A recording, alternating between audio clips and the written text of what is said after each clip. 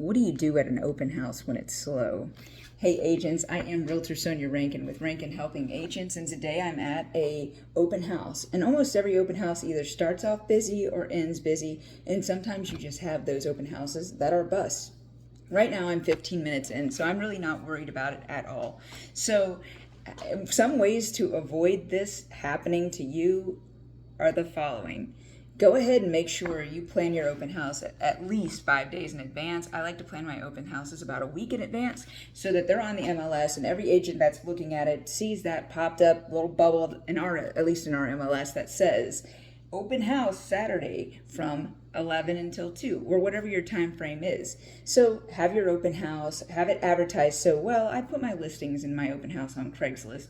I want every opportunity possible for somebody to see this. Some people still shop on Craigslist for homes. It's just a fact of the matter. If they'll buy a car on Craigslist, they'll buy a house on Craigslist. So either way, make sure you're marketing it. Make sure you go on Canva or have someone or maybe a lender design some marketing material to advertise your open house, a Facebook post, a Twitter post. Right now, this open house is advertised.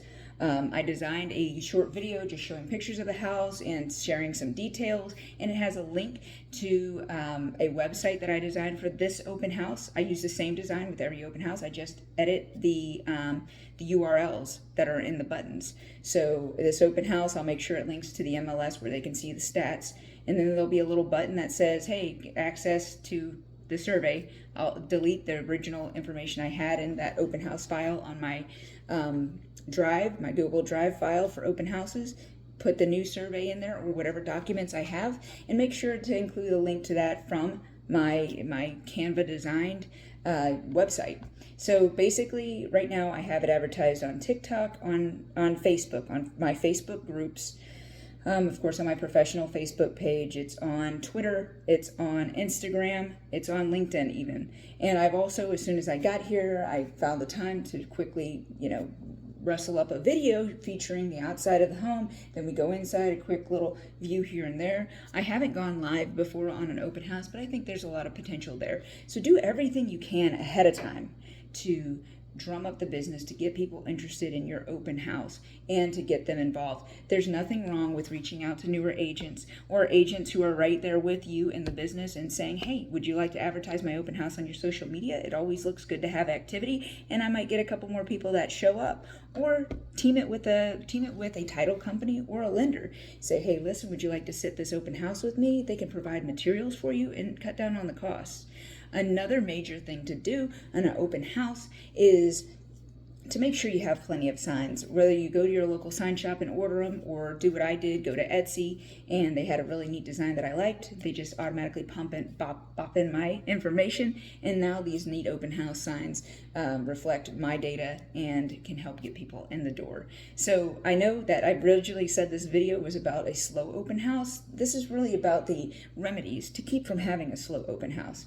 So one thing I recommend, now that we get back on track with the open house being slow, you can always go ahead and bring your laptop, go ahead and clean out your email inbox, start advertising, make sure you've got it posted everywhere. If you've missed a post for the open house, make sure you go ahead and share that while it's early in the open house if you're slow. And always go the extra mile. Do everything you can to respect the home, to tidy up the home for when that person does walk in the door, or those people do walk in the door, so that they have a pleasant experience. I have some hand sanitizer with my labels on it. I've got a couple waters. I've got some snacks. I've got some candies that won't make a mess. And I just keep my open houses very simple. Some people do wine and cheese parties, and that's great. That's great, especially if you're in the luxury market. And I'm right there right now. This home is beautiful. It is in a very nice little neighborhood over here in Milton, Florida. The right price range, we have it listed at $373,000 right now. So I'm keeping it very simple because I don't want people focusing on the snacks that are at the open house, but more so take that time to look around and not decide, hey, which one of these snacks do I want? Look around and really be able to embrace the open house and not realize how hungry you are after a couple chips and get the appetizer effect. So if your open house is slow, make sure you prepare and bring some things with you to go ahead and be productive even though your open house is slow. Just because your open house is slow does not mean it's a waste of time, and it does not mean it's a bust.